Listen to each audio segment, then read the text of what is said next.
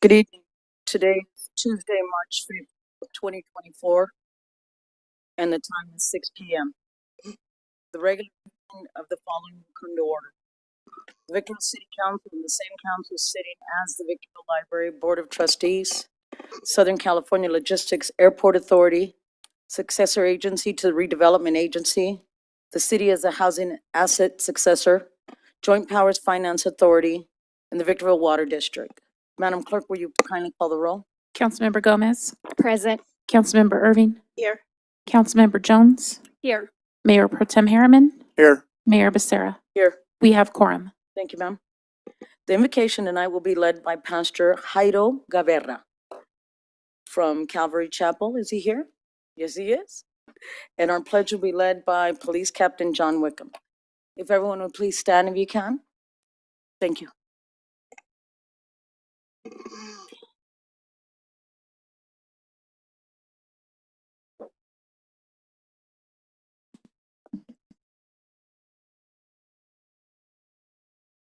So, good evening, ladies and gentlemen. Pastor from Calvary Chapel, Victorville. I thank you for having me here to this evening. And so let's pray. Father, we thank you for the opportunity that you have given me to pray here in front of the City Council of Victorville. Lord, your word says in Romans 13:1, it says, let every person be subject to the governing authorities, for this is the authority accepted from God, and those that exist have been imputed by God. Therefore, because your word is truth, we thank you for placing each board member here this evening. We thank you for giving them a servant's heart to serve this city and its many residents within their jurisdiction. Lord, we ask for your guidance and presence to fill this room so that decisions can be made morally, justly, and unselfishly. And Lord, I pray that knowing you are in control of all these things in this meeting, that whatever happens here tonight, you will be glorified. We ask all these things in Jesus' name, knowing that you will meet us here to answer these prayers according to your word and your timing. In Jesus' name, we say amen. Amen. Thank you. Please face the flag and join me in the Pledge of Allegiance. Ready, begin. I pledge allegiance to the flag of the United States of America and to the republic for which it stands, one nation, under God, indivisible, with liberty and justice for all.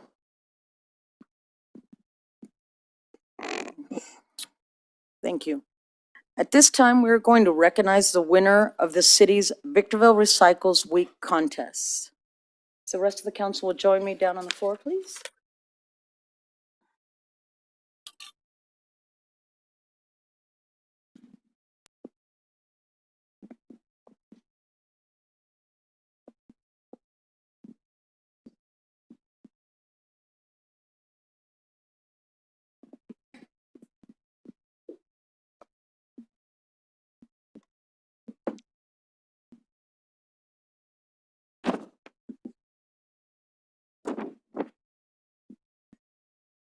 Tonight, we're excited to recognize the winners of Victorville Recycles Week's contest. Since 2007, the city of Victorville has worked with Burtech Waste Industries to host this contest that educates students about the importance of recycling. This friendly competition, okay. This friendly competition is open to elementary, middle, and high schools throughout Victorville. Schools earn points by participating in variety of recycling activities such as school assemblies, in-class presentations, a bottle and can recycling drive, and field trips to the Victor Valley Material Recovery Facility known as MRF. Individual students can also participate in a poster contest and a recycled sculpture contest. More than 105,000 Victorville students have participated in this fun educational event since 2007. We thank Burtech Waste Industries for their longstanding support and sponsorship of this wonderful event. Now I invite Ms. Dana Armstrongs, our Environmental Programs Manager, and Sandy Peña from Burtech to come forward and announce the winners.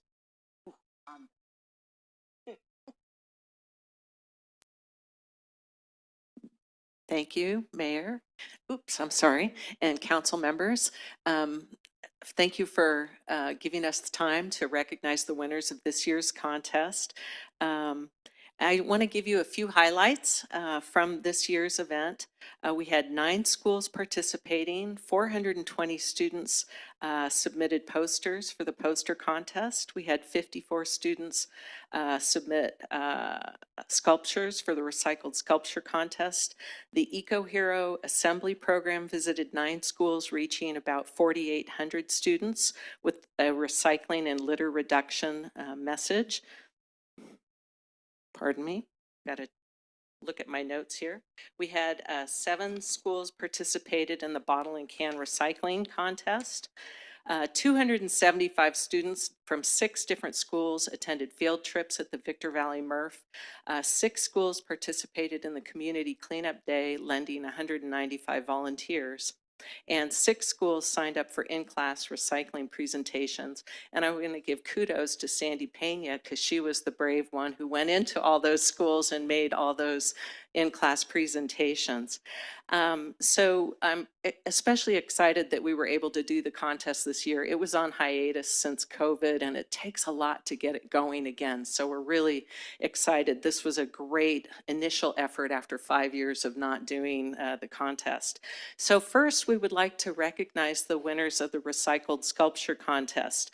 Would the following students please come forward? Alyssa Vences and Jasmine Barbosa.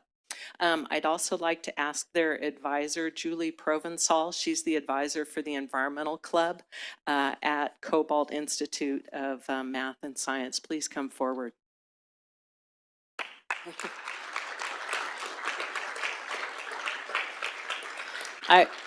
I want to tell you a little bit. The winning sculpture is in the foyer of City Hall.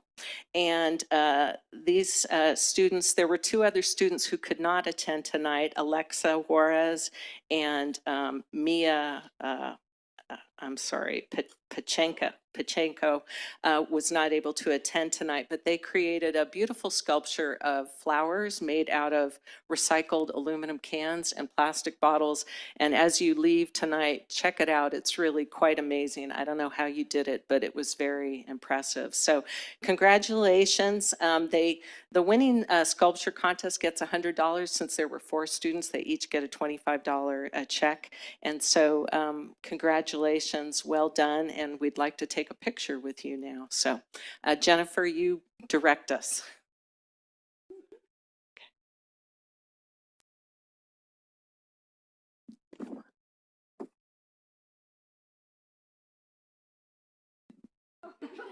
Yes. I trust Jennifer to. One step.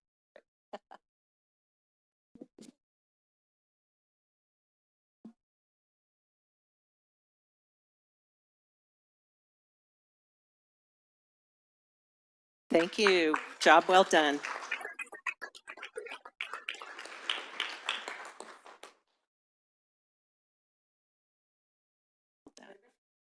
All right, we have a couple of more awards. Next, I would like to recognize the winner of the poster contest. Let me change my page here. Would Vivian Tan please come forward, as well as Laura Johnson from Victor Valley High School. Miss Johnson is the advisor of the Roots and Shoots Environmental Club, and I want to thank you, Miss Johnson, for inspiring your students and encouraging them to become environmentally aware. Vivian's poster was fantastic. Again, there were, what did I say, over 420 posters. Hers we chose as the best. It had a theme of reduce, reuse, recycle, and the poster showed ways that we can save energy, reuse materials, and recycle. Again, the poster is in the foyer. I encourage you to look at it on your way out after the meeting tonight. Vivian's a senior at Victor Valley High School, and great poster. It was beautiful, and it will be on display along with the winning sculpture at the Victor Valley Murph for the next year, so people can enjoy it there for the year. So congratulations, and as the winner of the sculpture contest, she gets a $100 check and applause. Yes. So let's same idea. Okay.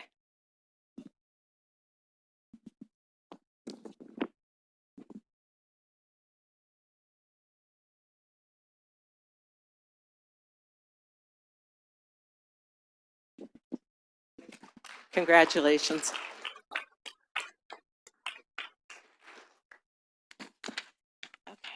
So finally, we want to recognize the school that was the first place winner of the Victorville Recycles Week contest. And I'd like to invite Brenda Sanchez from Endeavor School of Exploration to come forward. We have a couple things for you, but I'm going to brag on you first, okay, before we give you the trophy. Ms. Sanchez helped coordinate, I think primarily coordinated the activities at Endeavor this year, and they checked all the boxes. They participated in all the activities. They had poster and sculpture contest participants, classroom presentations, tours of the Murph. They submitted 4 YouTube videos for the YouTube contest, which they also won. And they also hosted the Eco Hero Assembly Program. And as the top points winner, your school is receiving a check for $1,000 from Burtech Waste Industries. And more importantly, can you hold that for me? More importantly, you get bragging rights, and you get the highly coveted, workers' comp, I threw out my back. No, the Victorville Recycles Week Perpetual Trophy. Yes, and we had to pry this out of the hands of the people from Mountain View Montessori that had won many years. So we will get a plaque made and add your name to the trophy. You get to keep it for a year, but you have to promise, if you don't win next year, to return it next year. So congratulations. Yes, we'll keep it. We'll put the plaque and then we will deliver it to you. So, but let's take a picture and then I have a few final words.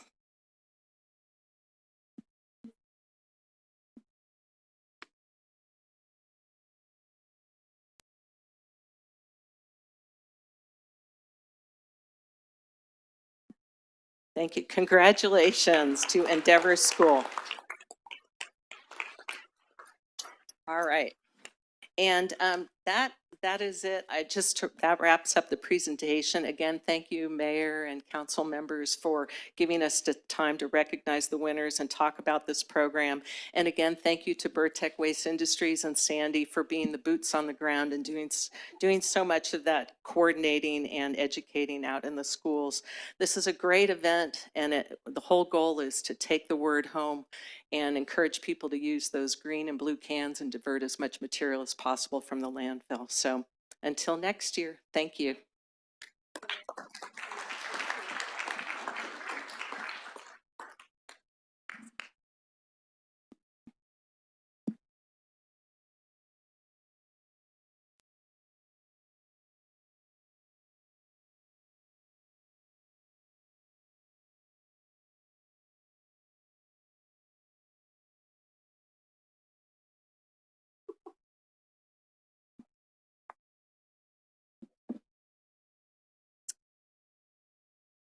Okay, we'll continue. Madam Clerk, will you present the agenda and any revisions thereto? Thank you, Madam Mayor. There are no revisions to the agenda this evening. Thank you, ma'am. At this time, are there any conflict of interest from any of our council members? No, ma'am. No? Okay. We're going to move on to introduction and public comments. Madam Clerk, are there any requests to speak? Yes, Madam Mayor. Welcome to tonight's meeting of the Victorville City Council. Your City Council is interested in your ideas and opinions, and furthermore endeavors to incorporate them into its deliberations. At the same time, the council must be able to carry out its business in an organized and efficient manner, free from material disruption.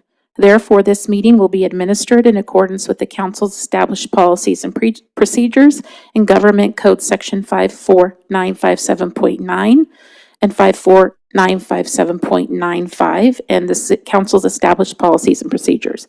Individuals may speak on agenda items or on issues not posted on the agenda during the public comment section, provided those issues are within the subject matter jurisdiction of the city council. Individual speakers may address the council once per public comment period and once per public hearing item for up to 3 minutes.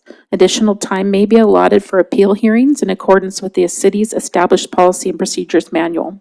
Those who desire to comment on public hearing items may wish to reserve their remarks until that particular public hearing has been opened.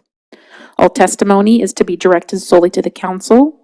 Although open meeting laws do not permit council members to engage in dialogue with any speaker during the public comment periods, please know your comments and questions may be taken into consideration by council members when discussing the particular agenda item. The presiding officer may briefly respond or have staff respond to statements or questions, or may request that the staff report back to council at a subsequent meeting. Speakers are requested to comment as briefly as the subject permits. Once comments are invited, the speaker will be called upon by name, then recognized by the presiding officer. The speaker will state the item number that will be addressed or that the subject is a non-agendized matter. Audience members may not disrupt, disturb, or otherwise impede the orderly conduct of this meeting, and those who do are subject to removal from the meeting pursuant to Penal Code 403. Your understanding and cooperation are appreciated. Madam Mayor, our first speaker for general public comment is Al Catillo. Thank you. Mr. Catillo?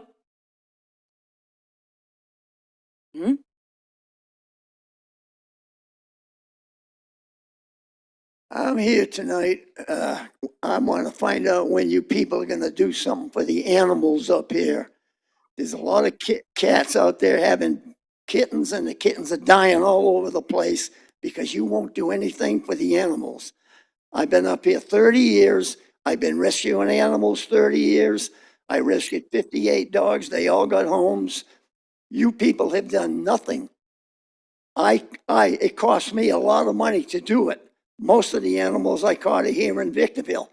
Victorville never said, here, here's $50. I just rescued a cat I had to have. I was taking care of 17 cats on Riviera Drive. The animal control, the people up here have no things to work with. You don't give them nothing. The same as you don't give the cops everything they need to do their job. You gotta give the people, you gotta give the animal people. If you want to take care of the animals, you must have an acre of land somewhere, build a great big building that'll seat 100 dogs, 50 cats, whatever. Take care of them. Put heat in it, put air conditioning in it. Don't do what they did in Arizona, Apple Valley, in the winter when it was very cold. The dogs were all outdoors in fences, and they'd be squirting them with a cold water hose to clean them. If that's what you want to do, forget it. Take care of the animals. They deserve a lot more. You got animals at home? Do you treat them like that? The people that are homeless have animals. It doesn't bother you because you think that's animals you don't have to take care of. Well, that's a bunch of baloney. Those animals are suffering. Those animals are mistreated. They're not taking good care of them at all. Do something for the animals. They need you. They need some money. You spend $8.4 million for a freeway coming from Apple Valley to here so they can get here quicker. It only takes me 10 minutes to get to Apple Valley. What the heck they have to put a freeway in? They could have spent half that money on animals. You gotta build a great big safe building. And then we can probably get people to insulate it and fix it up for the animals. But you guys don't do anything for anything. I don't see anything up here changing since you guys have been in office. The traffic is terrible. Everything up here is a mess. If Trump gets in, everything is gonna change, because you're not gonna have no more pressure on you with the stupid rule that, that's what the hell they call it, statutory, not statutory, I keep forgetting the name of it. But it prohibits you from doing things. It prohibits the cops from doing things. Your time is up. Gonna change that, Mr. Castillo, your time's up. Your time is up. Thank you. huh? Your time is up. Next speaker. Am Our I next done? speaker is Josie Sanchez Just did your 20 on a minutes. non-agendized item. Thank That you. was real important. Mrs. Sanchez? Mr., sorry.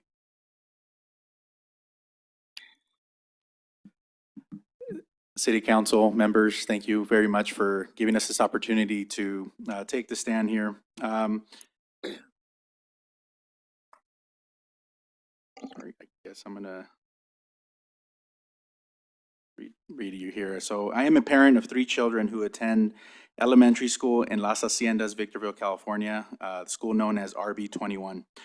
Our home is less than about 1,000 feet away from this school that has become an integral part of our lives. It has come to my attention there are plans to construct a gas station right next to our beloved school. This is not just concerning for my family, but for all families whose children attend this school. Gas stations pose significant health risks due to air pollution caused by volatile organic compounds, or VOCs, emitted during the fueling and from underground storage tanks. According to the American Lung Association, exposure to these pollutants can cause short-term effects like dizziness, headaches, and long-term effects such as respiratory problems and even cancer.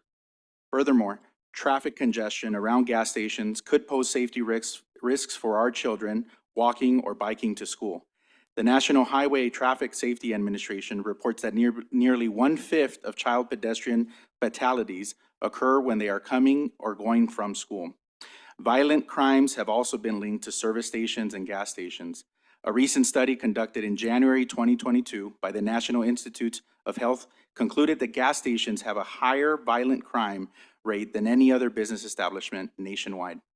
The proposed construction threatens the health and safety of our children. It's simply unacceptable. We must prioritize the well-being of our kids over commercial interests.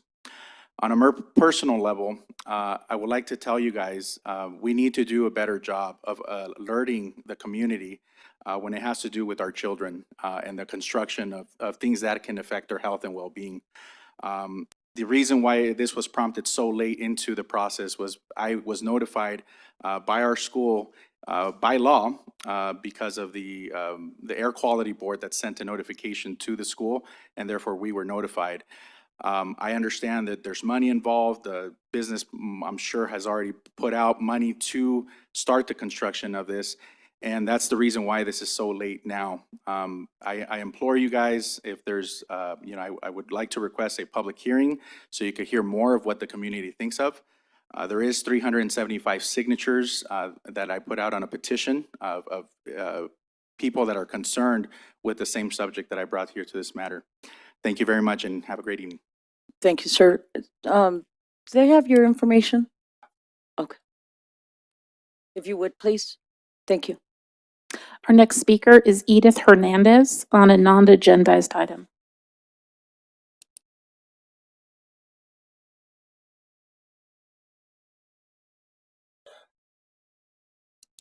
Can you hear me? Hi. Oh, thank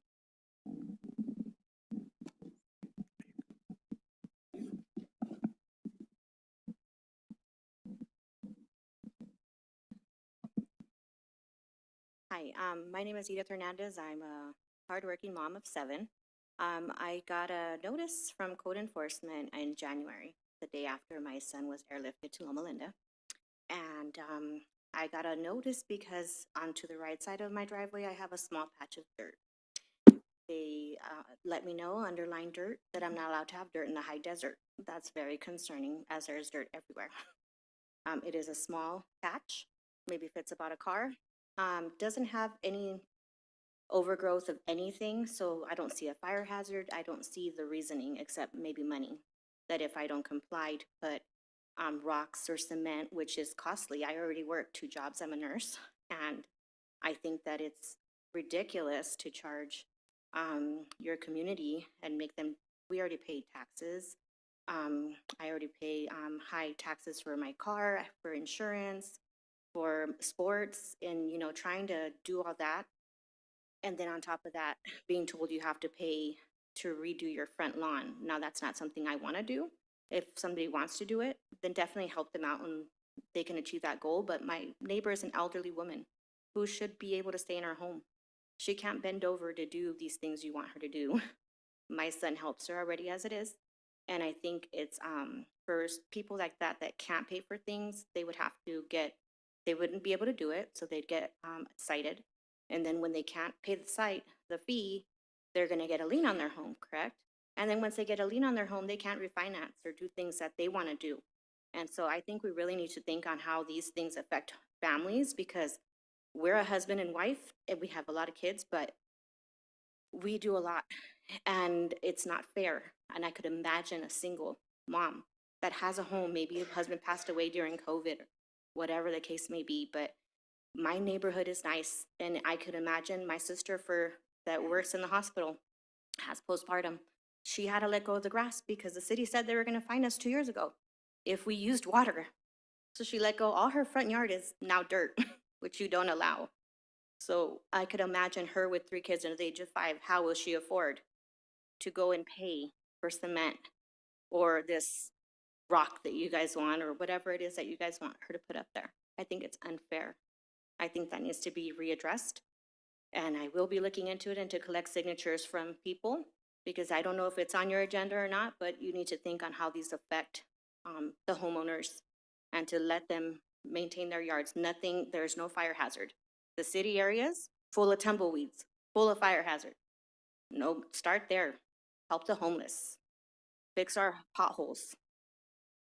I'm just making some, I'm just very concerned here. So thank you for your time, and I Your hope time is up. thank you. Ms. Hernandez?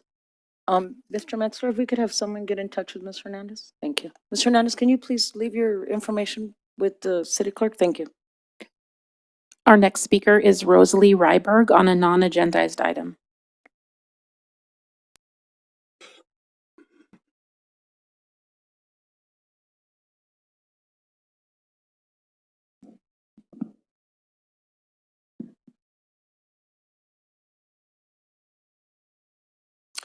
Good evening, Mayor and members of the City Council.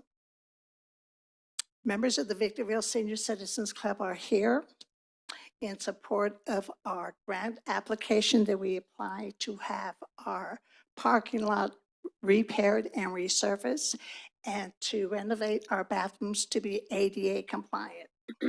Our goal for our center is to provide. Mrs. River? I'm sorry, your time has stopped. You're talking in regards to the United States Urban Development Grants? That's next. After we're done, you can continue talking now and talk then, or you can wait until when we're taking public comment for, Okay, we got a notice that today was the day. it is, but it's for item 1. So you want to continue or you want to wait till item 1? We'll wait. And your time will start over. Thank you so much. Thank you. Madam Clerk? That concludes general public comments, Madam Mayor.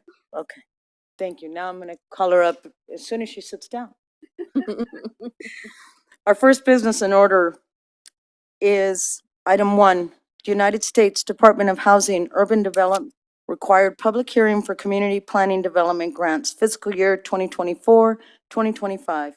Mr. Metzler, would you kindly introduce this item?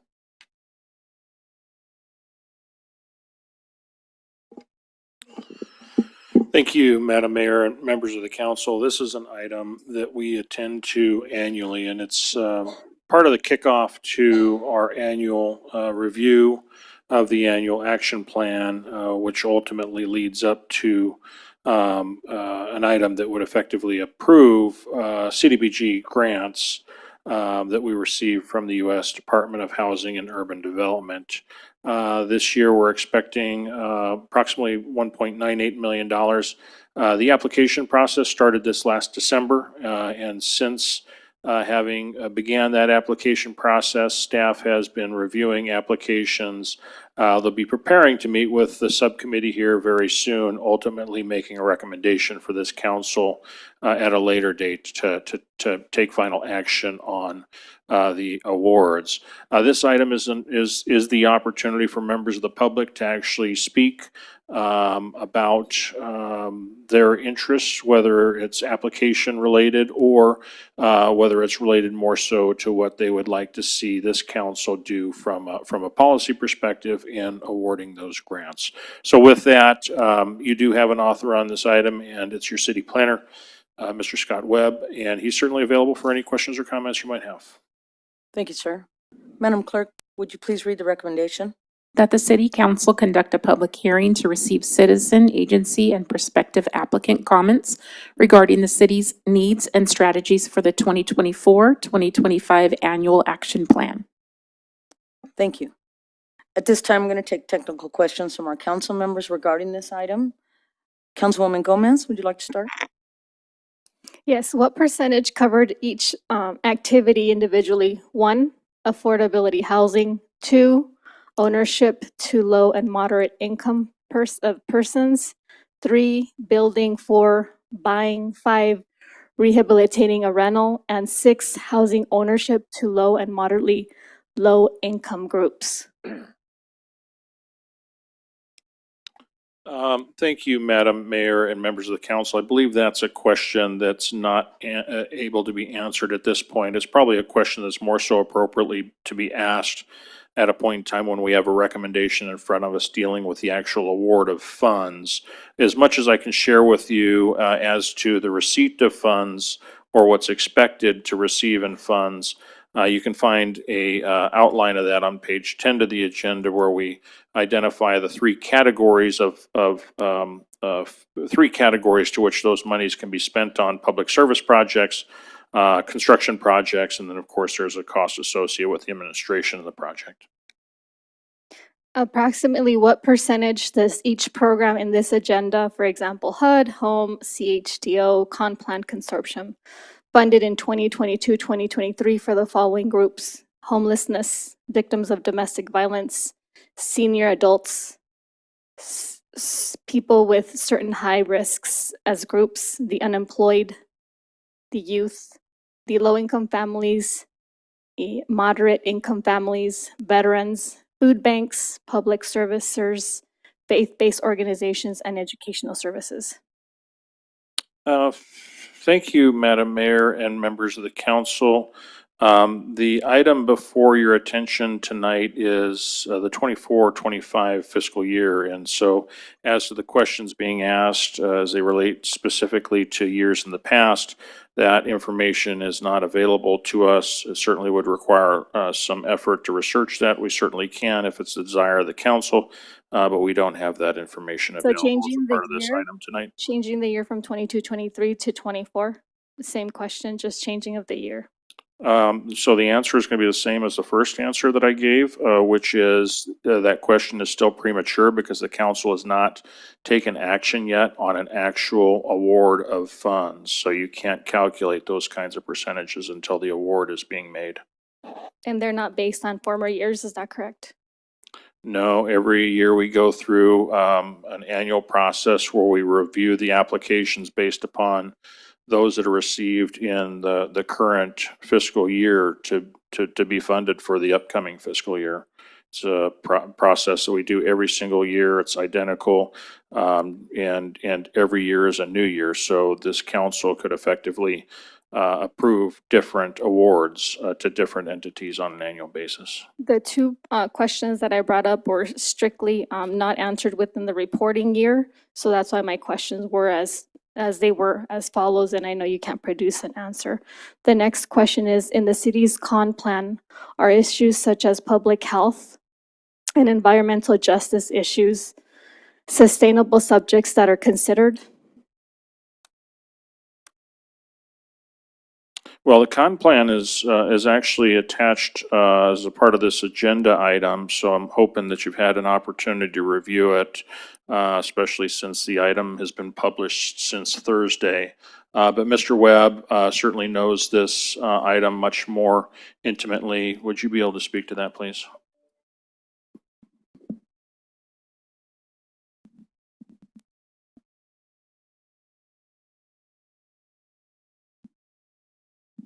Good evening, Madam Mayor, Council. Excuse me, Member Gomez, could you please reiterate the actual specifics you mentioned? I heard environmental justice, but what was the other, Public health, public health? those are 2 points that I didn't see as part of the 5, so I was wondering if they were somehow embedded. They're not specifically addressed as a category in the comp plan. We do have a separate environmental justice element that's part of our general plan. So we would be looking at these applications in conformance with those other overarching plans that the city holds. Thank you.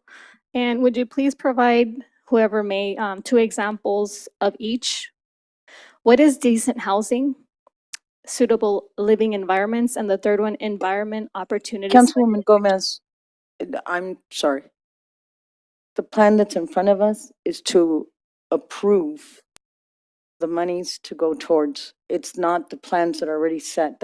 Those are plans that are going to come before the council.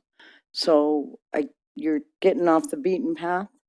So, Madam Mayor, if I would like to, then I'd like to call for the orders of the day because this is, Councilmember Gomez's comments have become far askew of the intent of this agenda item. Yes, ma'am. Thank you. So, within the scope of the report, I know the audience doesn't have it right in front of me, but these are subject matters that are related to someone who rationally and intellectually would like to make a decision, depending on what is it that needs to come across. And No decision why will I be made was- tonight, Councilwoman. so tonight, we're not making. Your time is up. decision for the public hearing? No, ma'am. We're just hearing from the public. Here's where the public has their opportunity to give us their report for applications. Most of them have filled out. So no decision for any type of funding has been made yet. We're here to hear the public of what they would like. I apologize. Thank you. Mhm.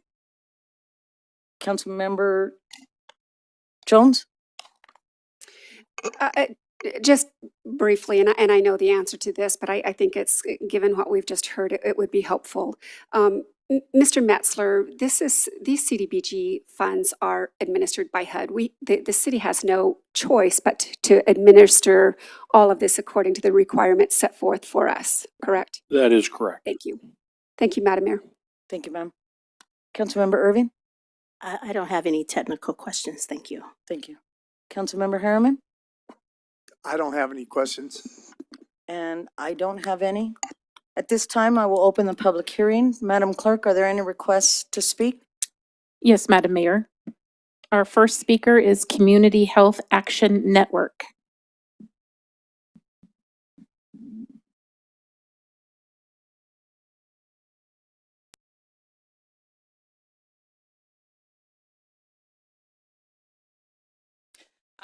Good evening, Councilmember Mayor and our staff. My name is Christina Kennedy with Community Health Action Network, and I have our CEO, CJ, here as well.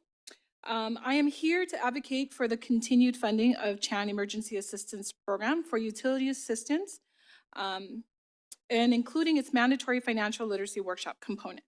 Over the past 2 years, this program has proven to be an invaluable resource for our community, providing critical support to those in need while empowering them with essential financial knowledge. Allow me to expand on that. A total of $60,000 has been spent to ensure that our clients can keep their necessary utilities on and avoid shutoff. This expenditure directly translates to the preservation of basic living conditions for vulnerable clients within the Victorville residents. Across our city, 97 unique families have been served by this program. These are families who, without assistance, may have faced the daunting prospect of having their utilities disconnected. In total, 330 individuals have been assisted through this program. Among them, 72 were identified as extremely low income, highlighting the critical role this assistance plays in supporting those that are most economically vulnerable. Additionally, 76 of those assisted were female head of households. Supporting these women means supporting entire families, ensuring stability and security for our community's most vulnerable members. These numbers are not just figures on a page, they represent real people, real families, and real livelihoods that have been safeguarded through the existence of this program. Through our financial literacy workshop participation, participants learn essential skills such as budgeting, managing debt, and planning for emergencies. These workshops not only equip individuals with the tools they need to navigate their current financial challenges, but also empower them to make informed decisions. It's imperative to recognize that financial literacy is a key component of breaking the cycle of poverty. By arming our clients with the knowledge and skills to manage their finances effectively, we not only help them overcome their immediate financial hardship, but also lay the foundation for long-term stability and prosperity. Furthermore, it is worth noting that our program is not solely reliant on city funds. We have successfully leveraged reimbursement funds over the 2 years, as well as funds from programs like the Emergency Food and Shelter Program to sustain our operations. This demonstrates our commitment to financial responsibility and resourcefulness in ensuring that every dollar invested in our program is maximized for the benefit of our community. So we just once again would like to thank you and offer an invitation for you to come out and take a look and see what we're doing and how the people are very, very excited to continue. Your time is up. Thank you very much. Next speaker. Our next speaker is Nettie Jackson from Simba Center.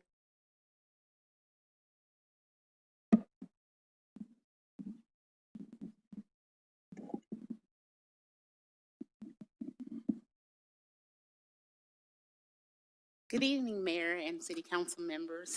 My name is Nettie Jackson. I am the Wellness Services Director with Simba Center. I am here to ask for continued funding for what we at Simba Center do. Currently, Simba Center is the wraparound service provider for the City of Victorville's wraparound program at the Wellness Center. We provide wraparound services that are inclusive of case management, medical services, housing navigation, and housing readiness. The most important component of all that is our medical services that we provide. Our medical services team are inclusive of a nurse practitioner and a psych practitioner. We have LVNs and RVNs. Currently, we just got started with our medical street medicine team and our outreach team. Those folks, we have been providing services for approximately 3 years, doing medical services to our unsheltered and at risk. Starting with COVID, working with High Desert Homeless Shelter, and then continuing those services over at our interim site at West Winds. Right now, we are pretty successful at providing services to those individuals who are coming into the Wellness Center. However, we would like to increase those services to those who are not coming into the Wellness Center and still out there in unsheltered conditions and who are at risk for homelessness. Right now, we are able to provide services to at least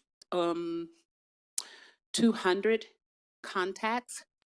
Those are people who are not affiliated with the Wellness Center right now. And so this additional funding that we're asking for, approximately $60,000, will complement our outreach services and our outreach medical team in making sure that we're able to provide good services to those who don't come into the Wellness Center at all or who are unable to make contact.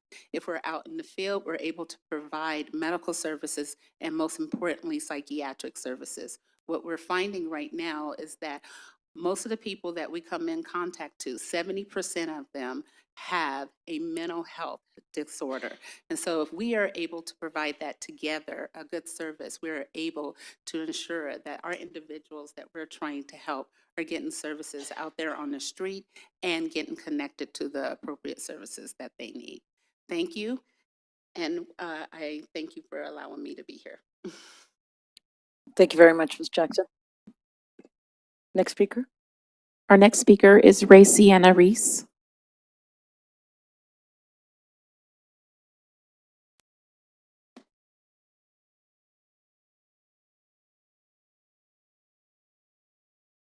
Good evening, Mayor, City Council members and staff. I am Pastor Racine Reese, the founder and executive director for Women of Noble Character. For 3 out of the last 4 years, we have received CDBG funds to assist with our A Meal a Day program. This program provides daily meals for the unhoused and food insecure families. I am here primarily to speak on the continued need as well as the increase in the numbers that we have seen in the last couple of months. From July to December, we served 192 unduplicated persons, but in January and February of this year alone, we have served 182 unduplicated persons. And this was due primarily to our information being shared on social media and basically tripled our numbers for the last 2 months. We are asking for continued funding for this program, and I thank you for the opportunity to speak today. Thank you. Thank you, Ms. Reese. Next speaker. Our next speaker is Rosalie Ryberg.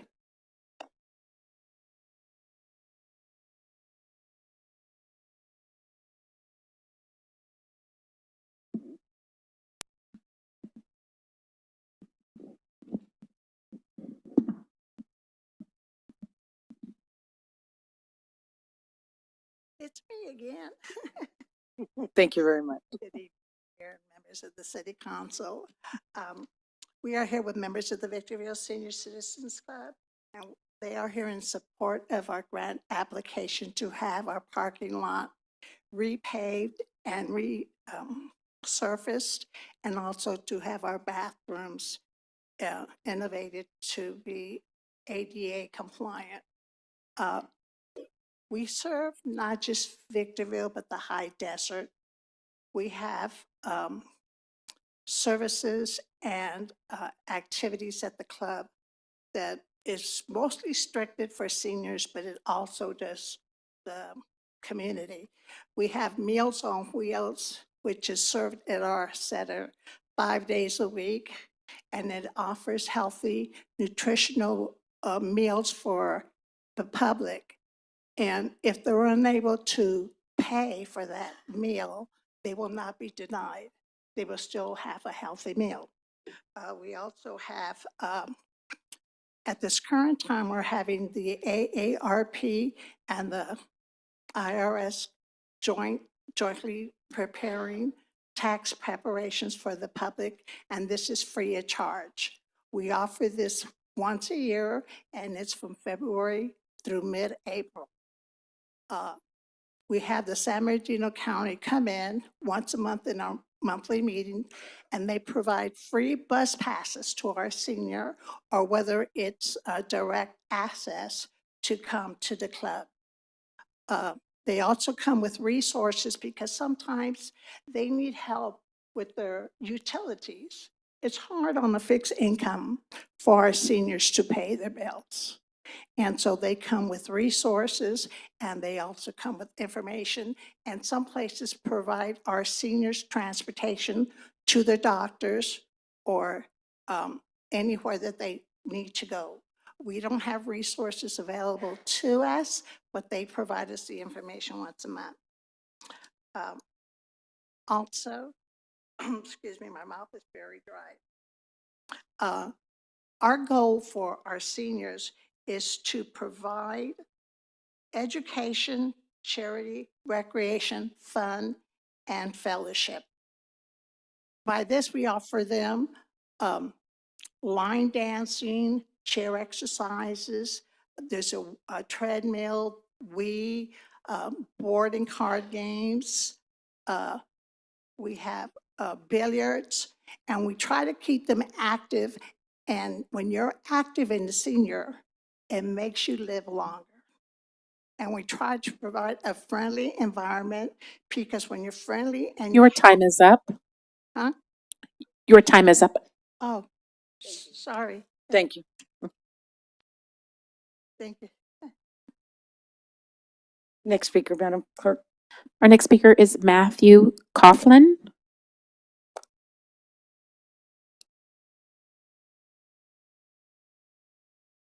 Good Good evening, Madam Mayor, City Council members, and staff. My name is Matthew Coughlin. I am the Executive Director of Moses House Ministries. We have had the privilege of serving families with young children in the High Desert for the past 30 years. Our CDBG applications are done in collaboration with the Rosa Sharon Pregnancy Resource Center, and with the functional goal of making sure that our services are available to families.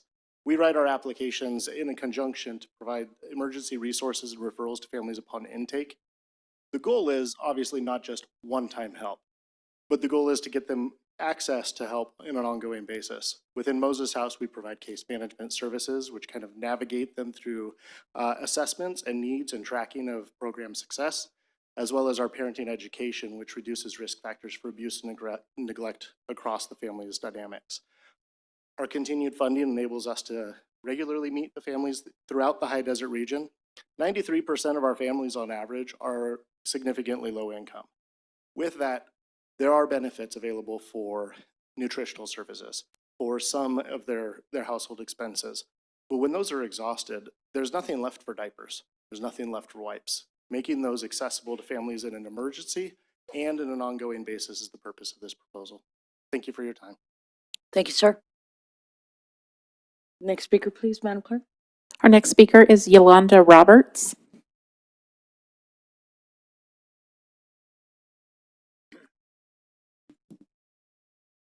Welcome. Good evening, Mayor, Council members. I am Dr. Yolanda Roberts. I am the Executive Director of A Better Way, Victor Valley Domestic Violence, and I am here in support of continuing the funding that we receive for our organization. Our organization has done work in the High Desert for over 30 years. We continue to support victims of domestic violence. That would be men, women, and children. We continue to educate them in financial literacy. We provide free classes such as anger management, victim impact, when we hurt others, peer support groups, and so much more. We've currently instituted our workshops this year where we have the ability to provide free workshops in financial literacy, also in immigration, and we've also had many workshops in self-esteem and self-building of our clients as well as their families and their children. So we're here in support of continuing funding from the city of Victorville because we not only serve Victorville, we also serve the High Desert. This year alone, we served over 1,600 individuals and 560 of them will be families of Victorville. So we ask for your continued support as we continue to fight and help transform lives affected by domestic violence. Thank you for your time. Thank you. Next speaker, Madam Clerk. Next speaker is No Drugs America.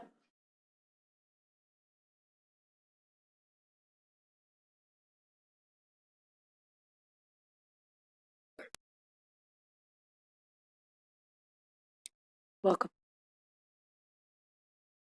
Good evening, Mayor, City Council members.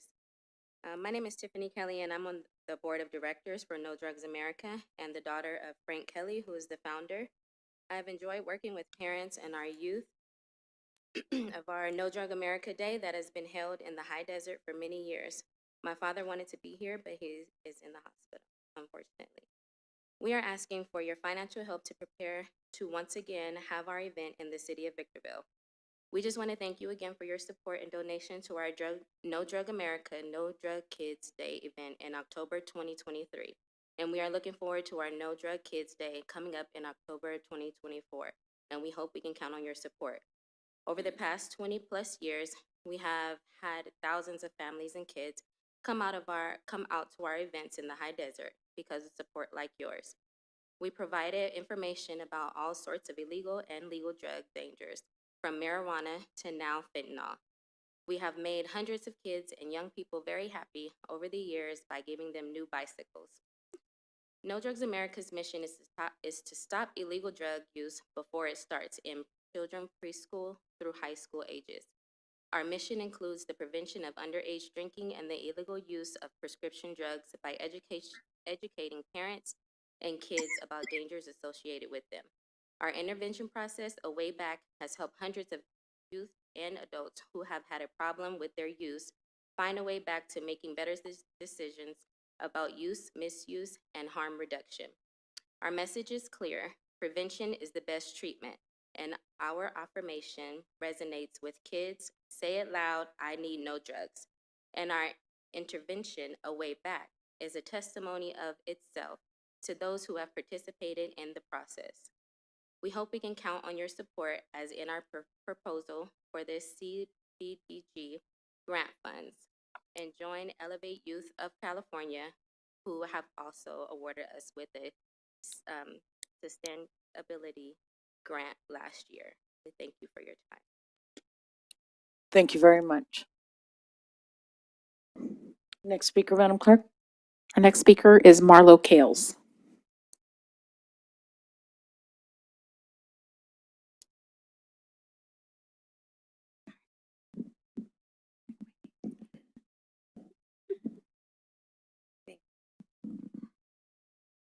Welcome. Hi, White, thank you so much. Good evening, Madam Mayor and council members. My name is Marlo Kales. I'm the Executive Director with the Morning Sun Children Foundation. Our application is this will be the first time that we've applied for this CBDG grant. Our location at the Sunrise Center offers peer support groups for the children in the high desert that have lost family members to death, whose parents are incarcerated, children who are in the foster care system and don't have that community to come with. Our services are free to our community members, so we don't charge anything at our center. What we are looking for the grant funds for are to kind of refresh and refurbish our center. Most of the items that we have are there off of donations, and we'd like to be able to create a calm and welcoming environment for these kids who have already gone through so much and suffering. We'd like to also add in some items for them where they can have interactive items. We have currently our volcano room, which helps them to let off a little physical aggression. We have our hospital room for kids that have had family members that have lost to terminal illnesses and had to witness that either in their homes or in the hospital centers to help desensitize them. We have a craft room that enables them to work through some of this grief process, their loss, and some of the pain that they're going through, and a lot of these different rooms. And we're just, again, asking for funds so that we can help to refurbish, maybe add in a little bit more activities for them, as well as make it a common and welcoming center for them. That's all. Thank you so much for your time. Thank you very much. Madam Clerk, next speaker. High Desert Second Chance.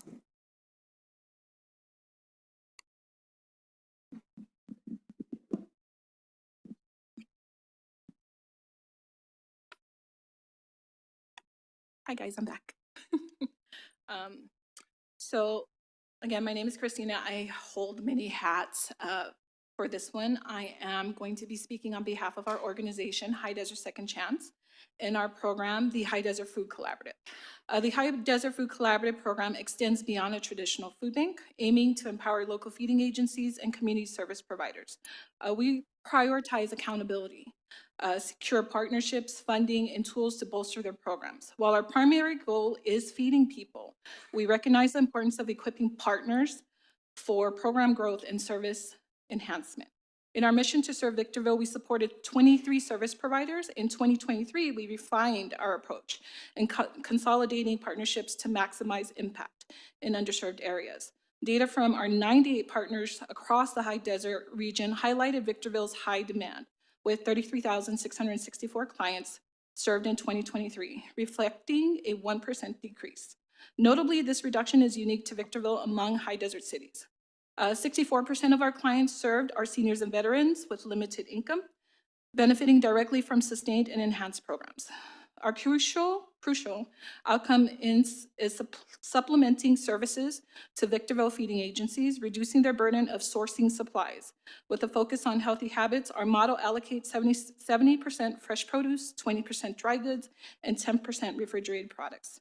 To track progress, we purchase large loads of diverse products and prioritize securing external donations, ensuring sustainable support. Collaboration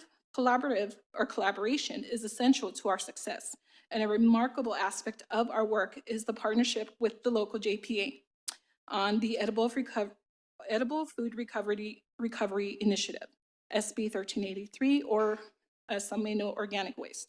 Working with 12 jurisdictions, including Victorville, we ensure compliance and facilitate the donation of edible food from local businesses to feeding agencies. The High Desert Food Collaborative connects agencies to generators and tracks data poundage for submission to CalRecycle. The partnership underscores the value of our work with Victorville and why your continued support is crucial.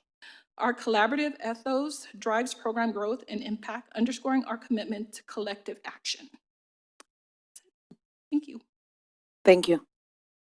Madam Clerk, next speaker. I have no additional speakers, Madam Mayor. Thank you very much. At this time, I will close the public hearing. There is no action being taken tonight for this item. I thank everybody from the public that came and spoke before us.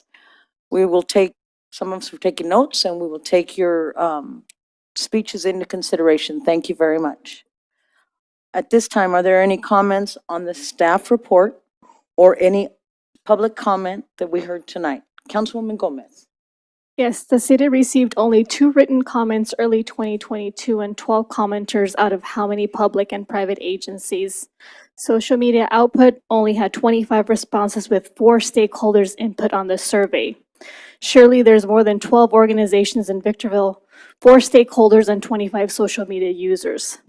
The city should consider partnering with the K through 12 and eateries to build the capacity for awareness of input on housing and community development needs, an issue that affect the underrepresented, and include American Sign Language and Braille into inclusion of participant groups.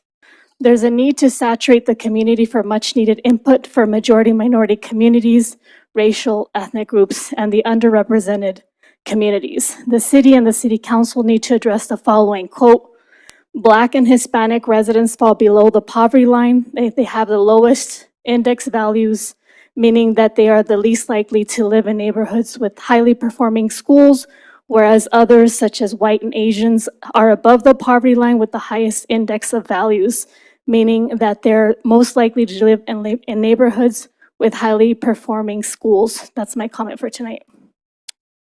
Mayor Pro Tem Harriman. I have none. Councilmember Irving. I only want to say that I took copious notes, so that is correct. Yes, you did too. Okay. There's a lot of very important work being done in the community, and I want to say that I'm very impressed and I'm very thankful that we have strong social justice warriors out on the front line, making sure that our community's most vulnerable and at-risk families are being cared for. So keep up the good work. And as always, you know, I'm a part of you. So if you need me, call me. Thank you. Thank you. Councilmember Jones.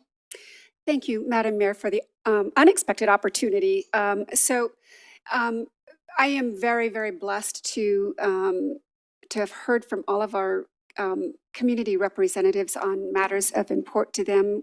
A lot of the speakers have left, so but regardless of that, I would like to thank them for taking the time to come and really put their best foot forward to say another word or so before their applications are considered. We still have Reverend Yolanda Roberts here. The work that she does is amazing. Chan's work is amazing. So many other groups that came and spoke with us tonight have done wonderful work for the city in the past, and I know that the committee that's going to overlook the applications and work with the city on going through that tedious work it's no easy task for sure, but I'm sure that the committee is going to be up to making sure that those organizations that are best equipped to meet the current and ongoing needs of our community will be approved. Thank you, Madam Mayor. Thank you very much. I also agree with my fellow council members here. Thank you very much for all the work you put in, not only for today, for tonight, but for what you do on a day-to-day basis. What we hear of what you do and what you encounter on a day-to-day basis, we thank you. So like Councilwoman Jones said, everyone has left, but if they hear this recording, we thank you for being here tonight. Thank you. At this time, I'm going to move on to item 2. Public hearing item 2, award of construction contract to Monet Construction, Inc. and notice of exemption for the new library and expansion project JM 24-051. Mr. Metzler, would you kindly introduce this item? Thank you, Madam Mayor and members of the council. In November of '22, we were successful in actually being awarded a little over $9 million from the California State Library. With that application, we'd actually submitted to actually spend those funds on the expansion of a new library project. This council will recall that we had done a master plan for libraries or a study for our library system several years ago, and it was determined altogether that there was a need for a larger facility and a larger square footage, and then also in a more desirable location. So with that and with this grant, we've actually gone through the design process in designing an expansion to the existing Green Tree clubhouse where the former restaurant operation existed.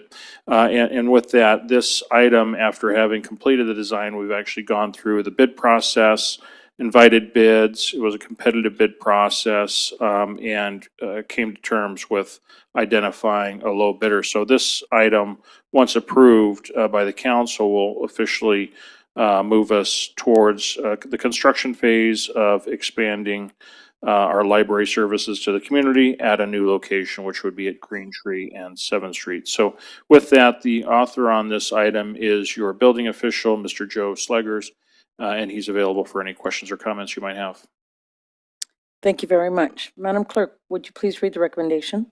That the Honorable City Council conduct the public hearing and receive testimony regarding the proposed project and contract, close the public hearing, find the proposed project categorically exempt from the California Environmental Quality Act, CEQA, under CEQA Guidelines Section 15332, infill development projects, approve a construction agreement in the amount not to exceed $8,621,000 to Monet Construction, Inc. for the City Library Renovation and Expansion Project, JM 24-051, and authorize the city manager or his designee to execute change orders in an amount not to exceed $862,100 in total, representing a 10% project contingency. Thank you very much, Madam Clerk. At this time, we're going to take technical questions from the city council members. We're going to start with Councilmember Irving. Wow, I don't really have any technical questions. I'm very excited about this project. I think, well, this is not the time for comments, but thank you. All right. Thank you very much. Mayor Pro Tem Harriman. I've already discussed this with the city manager, so I have none. Thank you. Councilmember Jones. Yeah, just one question. This is, we went through a lot of this some months ago, and I was certainly excited then, and I'm excited now. But Mr. Metzler, I remember one of the comments that I made, and I think I had some colleagues that were on board with it too. In this design, the conceptual design, the landscaping looks rather austere, and I'm hoping that at the end of the day, it's not going to look completely like it does in this design here.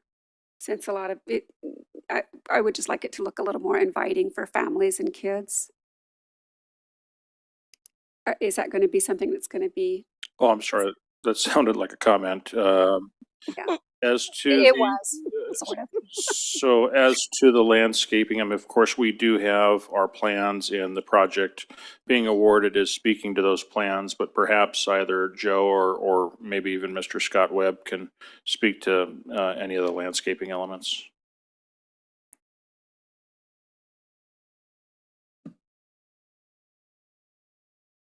Good evening, Mayor and members of council. As part of the redesign, we did work with our designer, Thomas Riggle Designs, and they have I guess a subcontractor, if you want to call it a sub-designer, that performed the review of the landscaping as well. And it was one of our conditions of approval coming from the Planning Commission that we do spruce up the existing areas. I don't think that you're going to see a massive redesign, just to put it in context, but you are going to see a sprucing up of the areas that are out there that are somewhat sparse at the moment. Got it. All right. That's all I needed to know. Thank you so much. Thank you, Mr. Metzler. Thank you very much. Councilmember Gomez. What are the approximate dates of commencement and completion dates forecasted for the conceptualization and construction of this structure? So we're at the point where the conceptualization is done, but going forward, the construction timeframe is anticipated to start in April of this year with a hopeful conclusion in September of '25. When we did the conceptualization, did we bring the contractor at the same time to make sure the figures that are approximate were more actual, depending on the spacing or anything like that? Not the contractor, but we did consult the designer for an approximate cost estimate, yes. And is staff and other consultants considering growth beyond the current need from the approximate 8,000 square footage to 14,000 square footage? Those figures were drawn upon from the master plan, but we did have a target square footage, which we, with the addition, we're actually able to exceed by about 2,800 square feet. And what is the current zone of the green tree now? And are we gonna have to be looking at a rezoning for that area?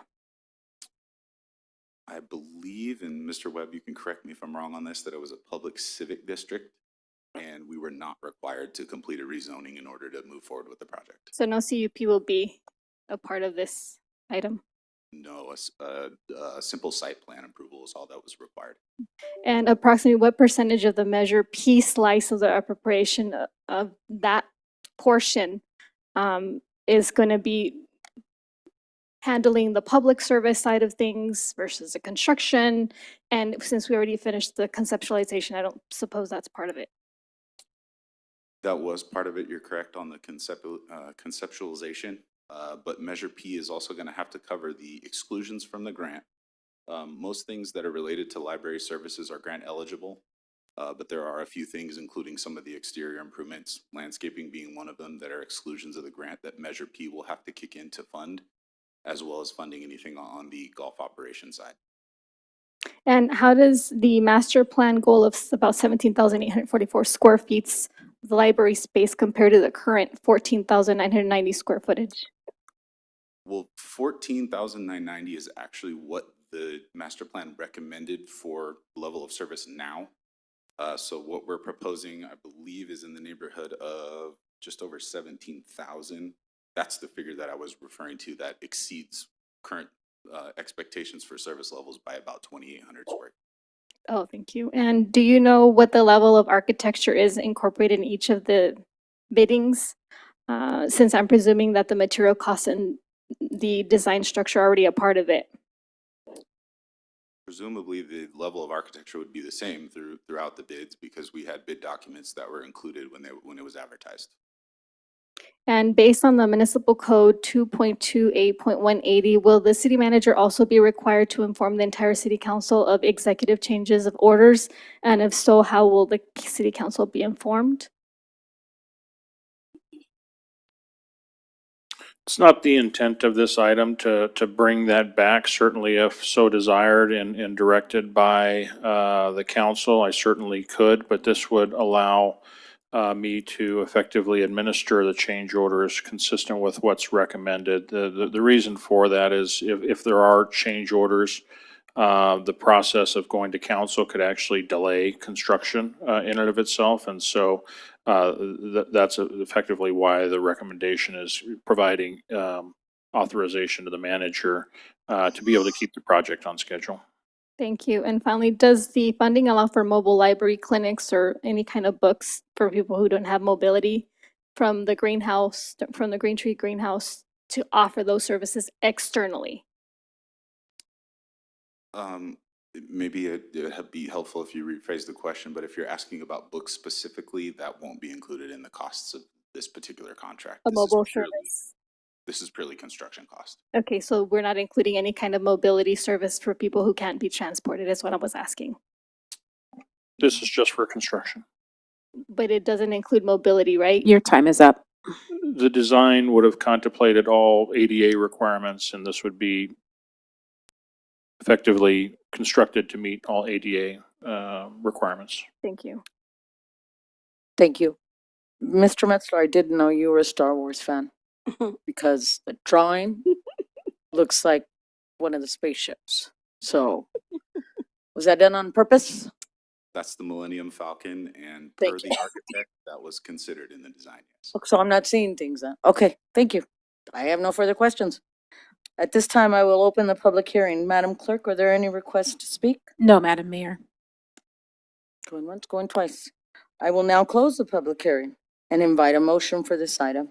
Yes, Madam Mayor, I move that we adopt staff's recommendation as to points 3 through 5 pursuant to the posting on the agenda with points 1 and 2 already having been disposed. Second. Thank you. I have a motion by Councilmember Jones, a second by Councilmember Irvings. Councilmember Jones, do you have any comments on the pending motion? Yeah, just very briefly, I'm so thankful that this is going to, the ball is going to really be rolling much quicker now. I'm very happy to see it. I'm very thankful for the built-in contingency so that it helps us to ensure that the project is really on a steady roll forward. The community's been waiting for this for a long time. And I know that, you know, going back to 2019, early 2019, the council was very adamant that we step up to meet the needs of our community in this area. Thank you, Madam Mayor. Thank you very much. Councilmember Irving? I only want to echo Councilmember Jones's sentiments. She said, I think what she said was well said. So no, thank you. Thank you. Mayor Pro Tem Harriman? I would agree with that also.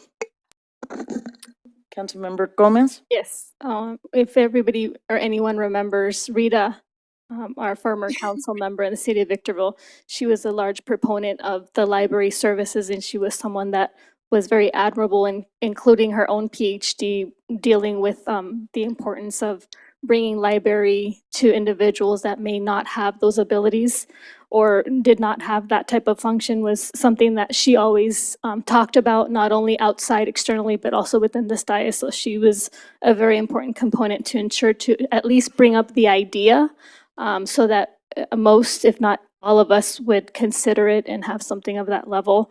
And part of that was having a mobile library. So mobile library means actually wheels that would drive to customers or clients that would have that desire to have books and to have that disposition. Thank you. And I have no questions. Madam Clerk, could you kindly take the roll? To vote?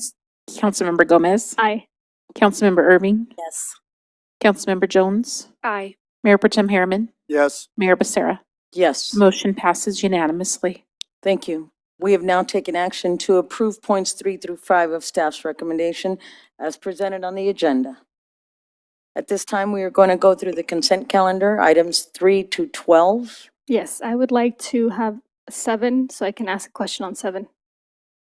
Okay, I have a comment. I'm sorry. go ahead, no. And Thank you. I have a comment on, I think it's item 12. 12, okay. Let's go ahead and start with Councilmember Gomez on item 7.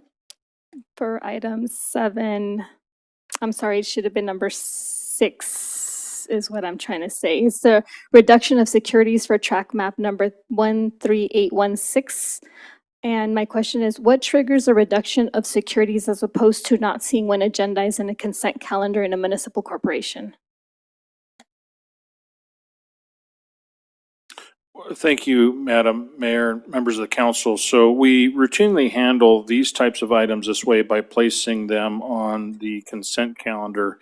And typically these are involving particular construction projects. And as a course of construction, there are requirements for the contractor to post bonds, whether they be labor or materials related. And so typically after a period of time, whether it's a year, I'm not sure the exact case in this one, after either the performance or after the time frame has elapsed, there's typically a release to ensure that any of the remaining improvements still can function properly without having to go back on the bonds. So it's pretty standard. Thank you. Thank you very much. Councilmember Irving? Yes, I simply wanted to commend our fire chief and the team members who put together the fire department newsletter. Chief, this is well done, very attractive. Very attractive, well done. So I only wanted to offer my commendations. I think this is nice. That's all I wanted to say. I got caught reading it, right? So, yes, Thank you. thank you. At this time, I'm going to invite a motion. Thank you, Madam Mayor. I ask that the council take the council and the council acting on its various boards of directors to take action in accordance with the recommendations set forth on the agenda. So moved. Thank you. I'm sorry, that was your motion. Second. Thank you. There we go. Okay. I'm so used to moving that. Madam Clerk, would you take the vote? Councilmember Gomez, I, with the exceptions of 10 and 11, I'm voting no. Councilmember Irving, Yes. Councilmember Jones, Aye. Mayor Pro Tem Harriman, Yes. Mayor Becerra. Yes. Motion passes with Councilmember Gomez voting no on items 10 and 11. We've now taken actions for item 3 through 12 in accordance with the recommendations set forth on the agenda. At this time, we're going to go through item 13, written communication, approval of agreements with 5 consultants for an on-call geotechnical and engineering testing services. Mr. Metzler, would you kindly introduce this item? Thank you, Madam Mayor and members of the council. This item is before you to provide us with resources on an as-need basis, particularly relating to support services in the geotechnical field and as they may be needed and relating to a variety of public improvement projects that we work on, whether they be road improvement, water improvement projects, or perhaps certain geotechnical investigations need to occur prior to physical construction. So with that, we've actually performed a solicitation inviting firms to participate and effectively we've identified 5 firms that would like to be available to us on the on-call basis. And how it would typically work is if we identify an actual need, we'll reach out to the respective 5, get a price and of course availability to determine if they can perform the duties. This would also be helpful in instances where we have emergency type repairs to our infrastructure systems. So with that, the author on this item is your city engineer, Mr. Freddie Bonilla, and he's available for any questions or comments you might have. Thank you, sir. Madam Clerk, would you please read the recommendation? That the Honorable City Council approve a consultant professional services provider agreement with 5 consultants, Merrill Johnson Geotechnical, Inc., Geocon West, Inc., RMA Group, Nino and Moore Geotechnical Environmental Sciences Consultants, and FENA, Inc., in an amount not to exceed $250,000 each for on-call geotechnical and engineering testing services over the initial term of 2 years. Thank you very much. At this time, we're going to take technical questions from the city council members regarding this item. Councilmember Irving? Yes, thank you very much, Madam Mayor. I think I know the answer to my question, but if you don't mind, you can indulge me. Would you please provide the explanation as to why we are engaging or we are entertaining 5 different consultants on an as-needed basis? Yes, I'll actually ask Mr. Bonilla to speak to that. I think it largely has to do with having flexibility. Okay. Good evening, Madam Mayor. That is exactly correct. We want to be able to have the flexibility to contact any one of these 5 providers, and depending on their availability and cost, we would bring them on board on an as-needed basis. So it's for flexibility? Yes. Okay, thank you very much. I can give a specific example, though not directly related to geotech, but in some of our other departments, it's fairly common to have multiple providers available to us, just as we would in this particular case. The last one that I remember as an example was on the utility side when we had an outage due to some kind of damage to the system. And so when you're in an emergency type situation, you don't have time to go through the bidding process. So effectively, you can go one by one through your inventory of providers. And not always is the first one you call available, ready to respond to the emergency as the example. And so flexibility, this would be an example of what that provides for us. So if we have an emergent type need, then we've got multiple vendors that can provide the service. Thank you so very much. Thank you. Councilwoman Gomez? What types of projects specifically? I'm sorry, I'll let Mr. Benia speak to that. Good evening again. Typically, it would be our street improvements, our public works projects. So, for example, we've got a couple of projects in our current capital plan to upgrade some signals along 7th Street. So we would reach out, get some quotes on the materials testing for geotechnical service as well as concrete testing. So it would be for infrastructure projects. And the way the RFQ was proposed was actually it would give the flexibility to not just the engineering department, but any department citywide. So we just awarded a contract for the construction of the library. Should the need arise, we would have those consultants available on an as-needed basis. Okay. What other departments will be utilizing the on-call? And if it's redundant, go ahead. I mean, I'm only listening to one part of the question as I'm asking. So off the top of my head, I would imagine our Department of Public Works and Water, SCLA, our Facilities Department, and of course, Engineering. So 4? Yeah. About, it could give or take is what I'm thinking, right? It could be more than that. It could be the airport, it could be the electric utility, any department in the city. Okay. And how is the term workload defined? I'm thinking staffing, capability, expertise. What is it? That's exactly it. Okay. Having the flexibility of 5 vendors doesn't tie us to one specific vendor. So if somebody is available and they can get to us for 4 weeks, we're not sitting and waiting for those services. And then finally, who determines contacting the professional services, whereas an absent one is sufficient to complete a workload, for instance? So the way we envision using these vendors would be any department that needs them would reach out to all 5, and depending on who is the most, can give us the most competitive pricing and who's most readily available, we would reach out to them and make that determination at that time. Thank you. No further questions. Thank you very much. I have no question. Oh, I'm sorry. Mr. Harriman. I have none. Thank you. Councilmember Jones, sorry about that, guys. That's all right. Thank you, Madam Mayor. Just one question. So this is really an effort to make sure that we have a continuum of services available should some need arise. That's correct. Thank you. Thank you, Madam Mayor. Thank you very much. And I have done. I'll invite a motion for this item. Madam Mayor, I move that we take action in accordance with the recommendations set forth on the agenda. Second. There we go. I have a first by Councilmember Jones, a second by Mayor Pro Tem Harriman. Councilmember Jones, any comments on the pending motion? No, thank you. Thank you very much. Mayor Pro Tem Harriman? I have none. Thank you. Councilmember Irving? No, ma'am, thank you. Councilmember Gomez? At the moment, thanks. Thank you very much. And I have none. Madam Clerk, will you take the vote? Councilmember Gomez? Aye. Councilmember Irving? Yes. Councilmember Jones? Aye. Mayor Pro Tem Harriman? Yes. Mayor Becerra?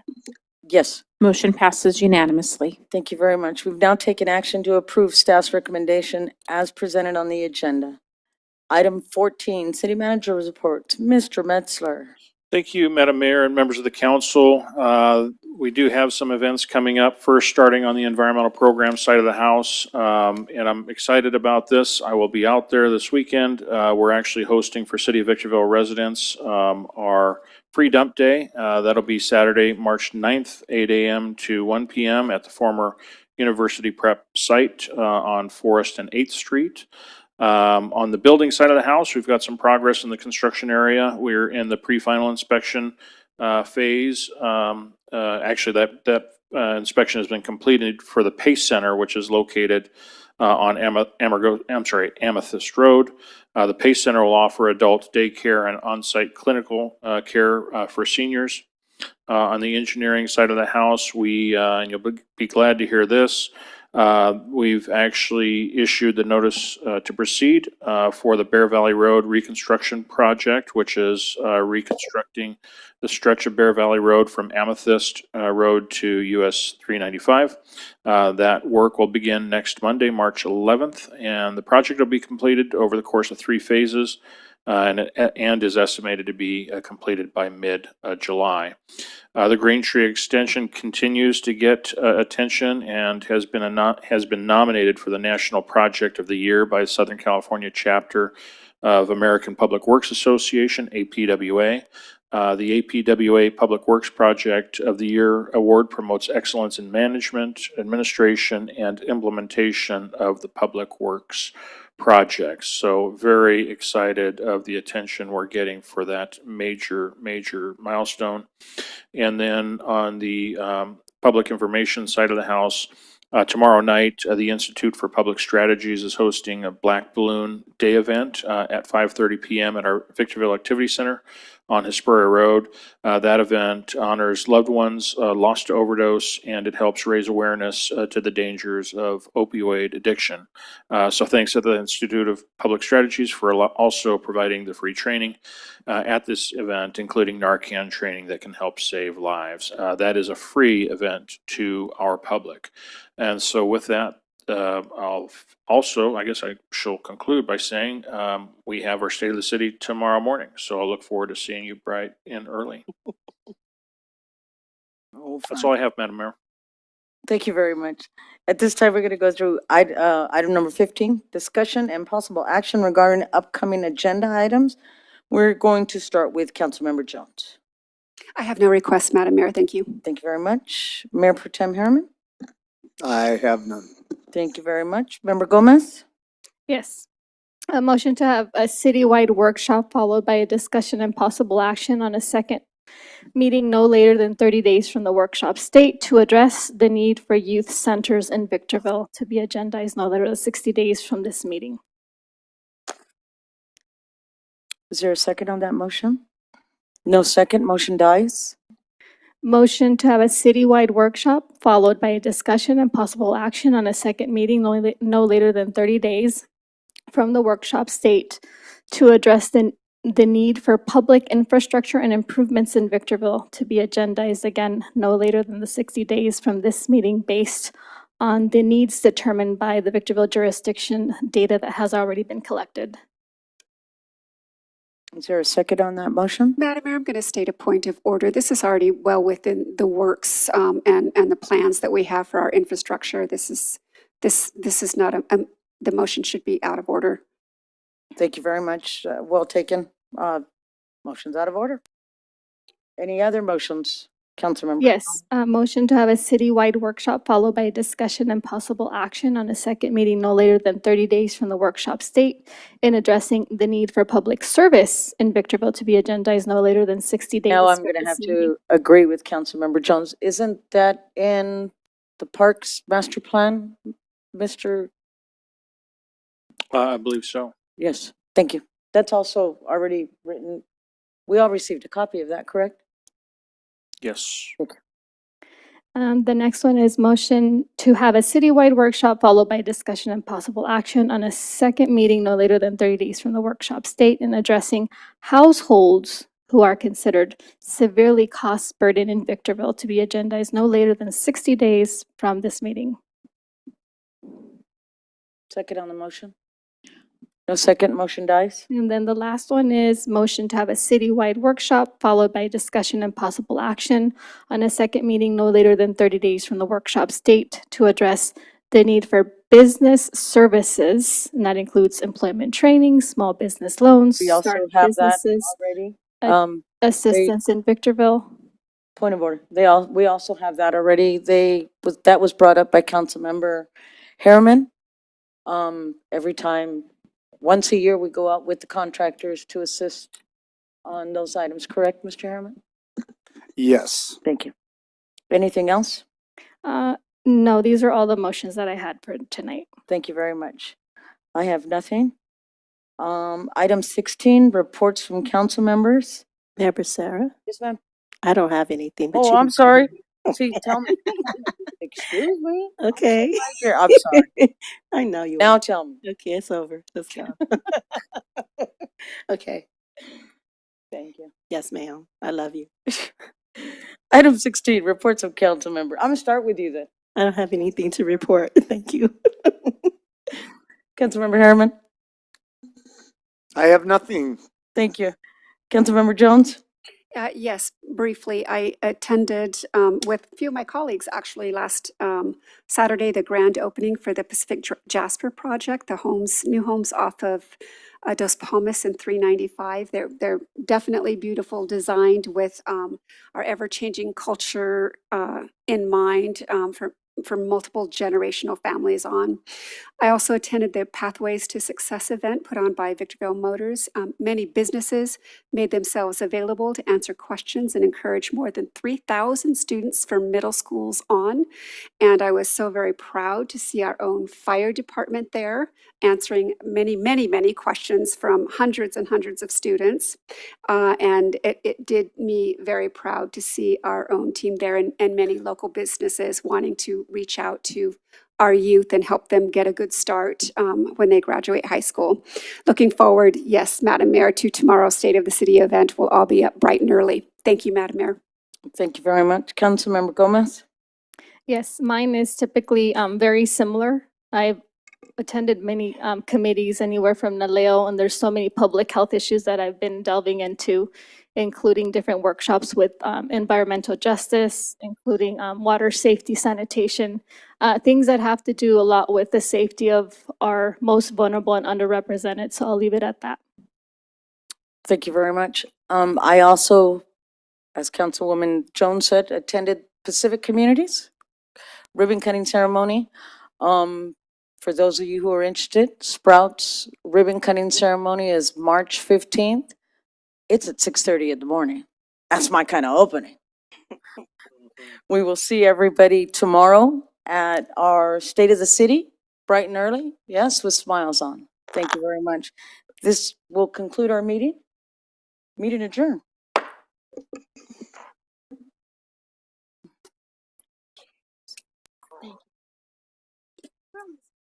Oh, I'm glad. Excuse me. Excuse me. Tell me.